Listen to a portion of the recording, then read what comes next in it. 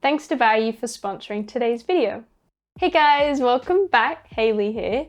So today we've got another classic anime figure unboxing video, but there's a bit of a theme for today's unboxing. So the deal with these figures today are that they will complete a few of my sets that I have. So I've got two different sets of figures that will be completed after I unbox the figures today. I really like collecting figure sets because when you display them all together, you get this magical like multiplier where they look even better next to each other than they do alone. So one of my favorite sets is my Madoka Magica kimono. There's 5, I only have 3 of the 5, but like they all look amazing together. I also really like it when the sets combine together with their bases, like the Stronger Fate racing set, where they combine together in a circle. That one is so cool. Although sets can also be kind of dangerous because you might not have bought the figure if they were all considered standalone, but then you end up buying a figure just to finish the set, even though you didn't really like it in the first place. So a bit of a dangerous concept in figure collecting, I guess. But fortunately, not for me today. I know I really wanted to pick up all of the figures in these sets. Even if they were released by themselves, I would probably pick them up.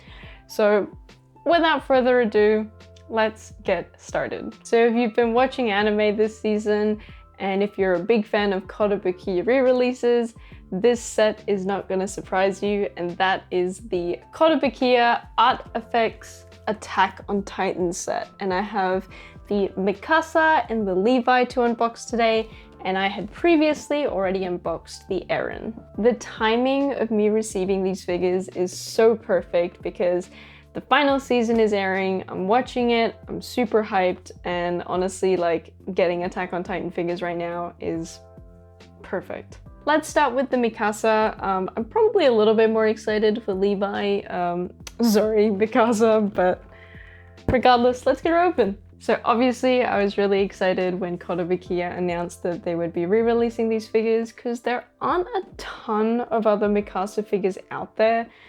There is a Good Smile Company one, which I think looks pretty good, but I think that's quite expensive. So when these got re-released, I was so happy, and she costs 11,000 yen, which is such a steal if her quality is anything like the Eren. I've also seen her in stock online, so if you like what you see, there's a good chance you could still get her for that price. I'm probably gonna need her instructions for how to put her together because she's got like, I don't know, a ton of stuff. Ancient text. This is what Eren's dad left him in the basement, how to put these freaking figures together. This is a multi-step construction, assembly, yep. Like Eren, we have this big tree trunk base. Hold up, I'm already getting confused. Like, what? That obviously goes there. Last but not least, we have to do her spaghetti straps. I've done it, I've put it together. I don't need the instructions anymore. I've put Mikasa together, here she is. Let me tell you, it was not a good time putting her together. It was very difficult. So I had the same problem with Eren, which is that the holes that they put in the base for the foot pegs aren't quite big enough. And so you need a lot of force to get it into the hole. And for the Mikasa, you have to get her foot all the way on so you can attach her in the back here. And I needed to use a lot of strength and I was really worried about breaking it. I don't know. You'd think like Kotobukiya would do some sort of play test where they just get people to put the figure together to see if they can. Yeah, I know I struggled a lot. I think I read some stuff online as well that other people were struggling too. So not ideal, but apart from that, she's amazing. I love her. Like the Eren, I am absolutely blown away by the level of detail on this figure, especially for the price point. And I wasn't in love with her pose from the promo pics, but seeing it in person, I actually find her pose really dynamic and cool. So the couple of downsides for me are that her foot don't go all the way into the base, and also I find her face a little bit dull. I know Mikasa doesn't show a lot of emotion, but she just kind of looks dead behind her eyes. Maybe just me. But apart from those things, I really like her. I think she looks like a bad bitch. She looks awesome. Okay, now let's open Levi because I can't wait. Here is Levi. His box is bigger than Mikasa's because his log is wider. So like the other two, Levi did also get a re-release and I was very happy with that. Also, I really like the Fortitude Levi, which I had wrote off getting because it's gone up quite a bit in price since it came out, but Kotobukiya re-released that one too. So I actually did go and pre-order that even though I have this Levi, but I feel like Levi is one of those characters for me where I really don't mind having multiple Levi's in my collection. Like that is more than okay. Levi is my favorite from the Kotobukiya 3. I think his pose is the best. It's the most dynamic. It makes it look like he's doing that spinny thing with like thing that they do when they're fighting the Titans. So hopefully I like him. Like the Mikasa, Levi was 11,000 yen, and last I checked, he was still in stock. Here we go again with the damn instruction booklets that I know I'm gonna need. It's got a little instruction on how to put his little handkerchief thing on. That's cute. Here's Levi's log, Levi's base. It is very similar to the Eren and Mikasa base. Step 1, decapitate Levi. All right, we can do that. Okay, so I managed to put Levi together. He was definitely easier to put on the base than Mikasa. He just kind of slid right in. Oh, that's what she said. He's actually almost a little loose on the base. Like I'm a little worried he's just gonna fall out. So like Mikasa and Eren, this figure is amazing. I love the pose, the dynamic, all of the details as well. It's just so impressive considering the figure's 11,000 yen. I also think they nailed Levi's face. I love all the extra attention they put to his eyes that just really makes it look like Levi. Levi's pose is definitely my favorite of the three. It's the most dynamic, like he's looking at you from behind his shoulder and like he's kind of flipping around, like it's just really cool. It's really unique. Okay, now the moment I've been waiting for. I'm gonna get Eren and we're gonna bring the gang together. We're gonna put the gang together. They look so good together. Oh my god, they look awesome. Yeah, this was worth the wait. So obviously Eren has to go in the front because he's the shortest of the three. And then mixing Mikasa and Levi around, I think both positions look pretty cool. But either way, like this trio looks so good together. I love that they all have different heights. That means you can put them in front of each other and it looks really nice on display. I think I would have liked it a little more if Mikasa was just a little bit higher up than Levi. And the only other complaint I have is that the tree trunks are all flowing in the same direction. I think it would look cool if Mikasa's or Levi was in the other direction, just so we kind of balance it out. But apart from that, they look amazing together. Like this set is so good. The price of these figures as well, like 11,000 yen. Oh, they look so good. Honestly, if you like Attack on Titan and you like scale figures, you have to get these three. It's so good. I think like they're still in stock now if you're interested. Like I highly recommend checking them out. I'm just so chuffed now to finally have like a good Attack on Titan shelf. Okay, I'm so happy. That's awesome. After staring at these figures for a while, I think the reason they look so good is because all of the poses of the three of them are so different. When 90% of figures are just someone standing there, and suddenly you have the three of them and their legs and their arms are doing all this sorts of different stuff. Like, it's so interesting to look at. It's such nice composition. Just a chef's kiss. Phenomenal. All right, I could gush about them for like the rest of the video, but I won't. Let's move on to our second set. Today's video is sponsored by Bai. Bai is a Japanese proxy service that lets you buy goods from stores in Japan that you otherwise wouldn't be able to access. This includes sites such as Yahoo Japan Auctions, Mercari, Rakuten, Amazon JP, Animate, Melon Books, and much more with the Add to Bai Chrome extension. I use Bai myself to buy many of my pre-owned figures, and I have a few hot bids on the go right now, so fingers crossed. Bai offers a wide variety of shipping options such as DHL, FedEx, EMS, and Surface. They also have a number of super helpful features such as snipe bidding, package consolidation, protective packaging, and my favorite has to be save searches on Yahoo Auctions.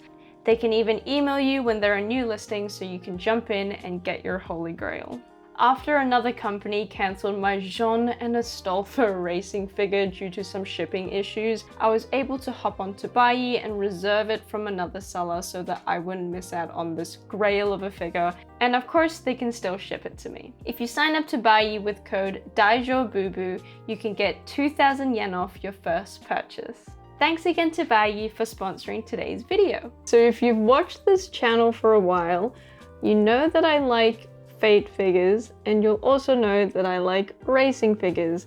And so when they announced this set of Type Moon racing figures, here's Nero and Jeanne, you knew I had to get them. So this set is really cute because it's based off this illustration, and this illustration is done by 3 different artists: Takashi Takeuchi for Autoria, Otasugu Konoe for Jeanne, and Wada Akro for Nero. Super cool and futuristic, a lot of nice details.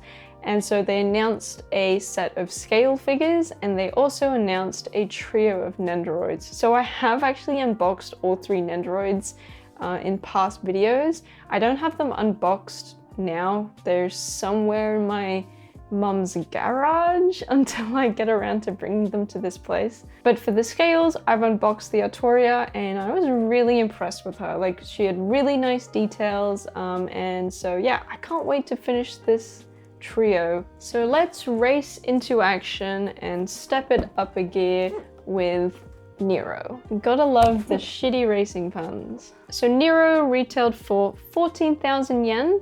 And honestly, Nero was my least favorite of the trio. I just didn't vibe with her design as much as the other 2. She kind of had this bodysuit in the middle, and I thought that was a little bit lacking. First thing we have is the base. This is identical to Artoria's. It's like asphalt. All right, I have Nero put together. Very easy assembly on the base, and then whack her axe, race axe. I think this figure is really nice. I really like her face. I think the figure does such a good job of capturing the Wada Aruko style with those big eyes. And while I said that this was my least favorite design based on the illustration, I think it looks really nice in person. I love how glossy all of the gold armor parts are, and I love the little heart details in the design and the attention to details they have with the buckles. There's some really nice fabric detail to her bodysuit, and like the Autoria, there's some really high quality printing of all of the different racing logos on her outfit. Overall, I really like this figure. I think the details are there, and I think it's so pretty. I think for 14,000 yen, on the pricier side, but I'm kind of struggling to have anything bad to say about her. I think she's really cute. All right, next let's jump into Jeanne's racing figure. She's just got paper on her. Jeanne is my favorite servant of the 3. I love Jeanne d'Arc Alta, Jeanne de freaking anything. I love her character design, and I also think she's such like a golden retriever of a character, if that makes sense. I thought the racing design for Jeanne was really cute as well. I really like that they gave her a wheel gun, and I like how they incorporated some of her game design armor into the racing armor. I think that's really cute. So Jeanne was also 14,000 yen, except Jeanne was exclusive to the Good Smile store. And I don't think she was sold anywhere else, so maybe a little bit rarer. I did see that Jeanne's current aftermarket price is higher than Nero. It looks like Nero kind of binned a little bit, and she's still around retail price, whereas Jeanne and Artoria are like a few thousand yen more expensive. Not a lot though, not a lot. Jeanne's base is again asphalt looking thing. God, this figure comes with like plumbing. All right, so I put Jeanne together, and I guess I didn't really think how they would do this, but this is just a tube. So this kind of just naturally will fall how it wants to fall, and that's what the figure's gonna look like. Honestly, I didn't expect to be sitting here saying this, but I'm like a little bit disappointed by the Jeanne. I don't like her face. In particular, I don't like her mouth. I think she's got like a really gummy looking mouth, and she just looks dumb.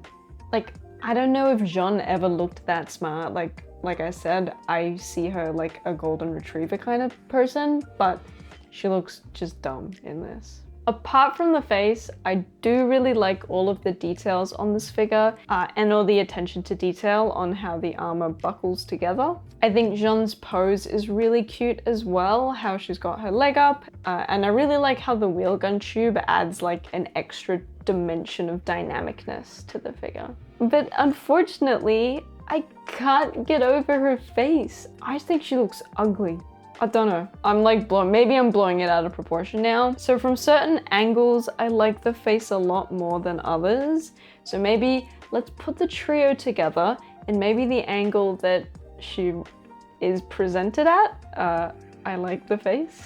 So initially looking at the bases of the three, I thought that I'd be able to just place them together and have the bases touch, but they don't quite connect together the way I expected them to. So I'm not sure if I'm in love with how they look with their bases like this. It might just look better if I spread them out and display them next to each other.